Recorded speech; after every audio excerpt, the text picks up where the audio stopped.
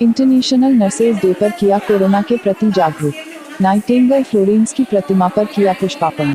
बरेली, 12 मई को पूरे विश्व में नर्सेज डे मनाया जाता है, लेकिन इस बार कोरोना वायरस जैसी महामारी के चलते इसको इंटरनेशनल नर्सेज डे के रूप में मनाने का निर्णय विश्व स्वास्थ्य संगठन की ओर से किया गया है। आज ला चिकित्सालय के हॉट वार्ड के सभागार में एडीएसआईसी डॉक्टर टी एसार्य की अध्यक्षता में कोरोना जागरूकता दिवस के रूप में मनाया गया। इसमें जिला अस्पताल और महिला अस्पताल की स्टाफ नर्सेज और सिस्टर्स ने भाग लिया। इस अवसर पर डॉक्टर टी एसार्य ने कहा कि पूरे विश्व में कोरोना जैसी महामारी का मुकाबला करने और कोरोना के रोगियों को ठीक करने में अपनी जिंदगी दांव पर लगाने का काम नर्सिंग स्टाफ द्वारा किया जाता है और हमको इनके योगदान को नहीं भूलना चाहिए।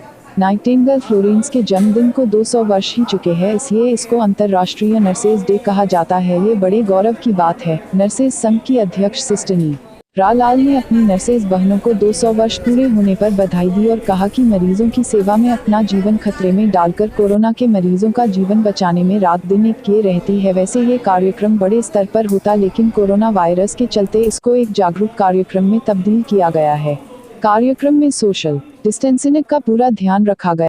जैसे जानना चाहेंगे, आज आपका नर्सेज डे है या इंटरनेशनल नर्सेज डे मनाया गया, क्या मनाया कि आज हम लोगों का इंटरनेशनल नर्सेज डे है। पूरे विश्व में आज नर्सेज डे मनाया जा रहा है। हमारी नर्सिंग संवर्ग की जो जन्मदाता थी फ्लोरेंस नाइटिंगेल, जिनको दूसरे लेडी विद द लैंप के नाम से भी जाना जाता है, उसी के उपलक्ष्य में उनकी 200वीं जयंती मनाई जा रही है और उसको हम लोगों ने लार्ज स्केल पे सेलिब्रेट करना था, जिसको WHO के आह्वान पर ये बीमारी जो कोरोना हमारे पूरे विश्व में फैल गया, उसकी वजह से हम लोगों ने इस सेलिब्रेशन को रोक दिया है और सिर्फ इस वक्त हम उनके फ़ोटो पर माल्यार्पण करके और कैंडल जलाकर उन्हें अपनी सच्ची श्रद्धांजलि देना चाहते हैं। और मैं आप लोगों के सब पत्रकार बंधुओं के माध्यम से आपका धन्यवाद भी करना चाहती हूँ कि आज हमारे नर्सेज डे को आप लोगों ने भी याद रखा और इसके लिए बहुत बहुत हमारे पूरे नर्सिंग संवर्ग की तरफ से आपका धन्यवाद। और पूरे समाज के लिए, पूरे विश्व के लिए एक संदेश देना चाहती हूँ कि जो सरकार की गाइडलाइंस हैं इस कोरोना की बीमारी को लेकर, उसको अच्छे से फॉलो करें। जैसे घर में 10 साल से छोटे बच्चों को और 60 साल से ऊपर के जो बुज़ुर्ग हैं उनको घर से बाहर ना निकलने दें। सोशल डिस्टेंसिंग को मेंटेन करके रखें। अपने चेहरों पर बाहर निकलते हैं मास्क लगा कर रखें। हाथ को 20 मिनट तक साबुन से धोएं। सैनिटाइजेशन का ध्यान रखें और ख़ास तौर से घर से बेवजह बाहर ना निकलें और घर में रहें और सुरक्षित रहें। आप सबका बहुत बहुत धन्यवाद।